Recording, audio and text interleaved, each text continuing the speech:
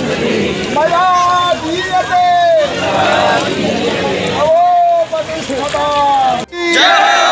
पूज्यपाद धर्म सम्राट स्वामी श्री गणपात्री जी महाराज की, पूज्यपाद स्वामी ब्रह्मानंद सरस्वती जी महाराज की, परम श्रद्धेय अनंत श्री विभूषित पूज्यपाद स्वामी श्री ब्रह्मानंद सरस्वती जी महाराज की, परम पूज्य यज्ञाचार्य पंडितराज सोनामत।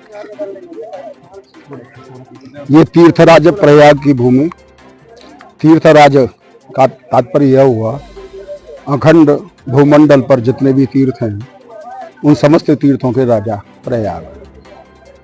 प्रयाग का तात्पर्य तीन देव नदियों का संगम तो है ही, याग कहते हैं यज्ञ को, और प्रकृष्ट माने महान यज्ञ। सृष्टि का सर्वप्रथम यज्ञ स्वयं सृष्टिकर्ता ब्रह्मा जी ने जिस भूमि पर किया था, समस्त ऋषि महर्षि राजर्षि विद्वान ब्रह्मचारी सन्यासी सदगृहस्थ धर्मवेत्ता वेद वेत्ता जहां समुपस्थित हुए, ऐसा प्रथम यज्ञ इस भूमि पर हुआ। इसलिए इस स्थान का नाम, इस तीर्थ का नाम प्रयाग। 12 वार्षिक महाकुंभ में ये धर्मप्राण भारतवर्ष की जनता के हृदय में धर्म तत्व स्वाभाविक रूप से विराजमान रहता है। किसी को बहुत अधिक प्रेरित करने की आवश्यकता नहीं होती। लोगों के घर पे निमंत्रण पत्र नहीं गए, सरकारों के आह्वान पे भी लोग कुंभ के स्नान करने के लिए नहीं आते। यद्यपि सरकार ने बहुत सुविधा, बहुत सहयोग, प्रशासनिक श्रेष्ठ व्यवस्थाएं और उनके अपने प्रचार प्रसार और मीडिया का काल समय, तो प्रचार प्रसार अधिक हो गया। लगता है कि जैसे कि ये सृष्टि का पहला ही कुंभ है। ऐसा नहीं है। इसी तरह के कुंभ, इसी विशालता के साथ, इसी उत्साह के साथ, इसी उपस्थिति के साथ आदिकाल से होते चले आए। इसलिए शासन प्रशासन को श्रेय देना आवश्यक भी है, उचित भी है, दिया भी जाना चाहिए। जहां तक धर्म बुद्धि, धर्म परायण, धर्मार्जन करने की भावना से शारीरिक कष्ट को सहन करते हुए 30, 40, 50 किलोमीटर पैदल चल के जो संगम स्थान पर पहुंचे और वहां किसी अव्यवस्था के कारण, किसी प्रकार की जो दुर्घटना हुई, यह हृदय को कष्ट देने वाली है। यद्यपि तीर्थ देवता ने उनको सदगति प्रदान कर दी है, उन्हें उत्तम लोक की प्राप्ति हो गई है, इसमें कोई संदेह नहीं किया जाना चाहिए।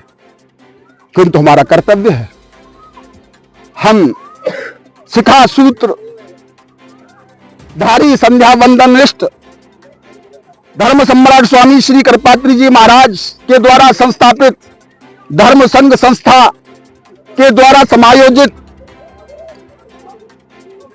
त्रिकोटि होमात्मक 3 करोड़ आहुति जिसमें लग रही हैं,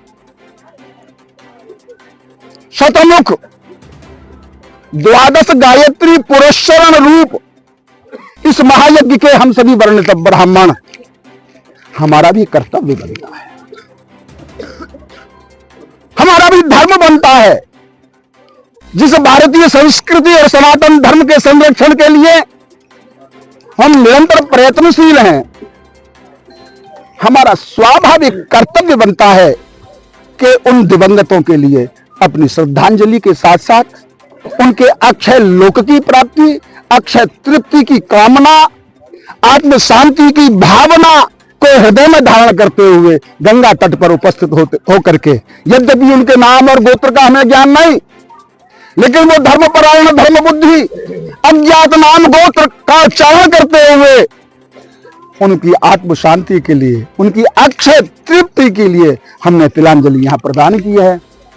इससे हमें संतोष हो रहा है कि हम उनके लिए कुछ कर पाने में समर्थ हो सके। आचार्य दिवाकर वाशिष्ठ। कायाकल्प संस्थान का एक परम उद्देश्य वर्तमान काल में जो संकट हम लोगों के ऊपर मंडराने वाला है, उस संकट का नाम है जल।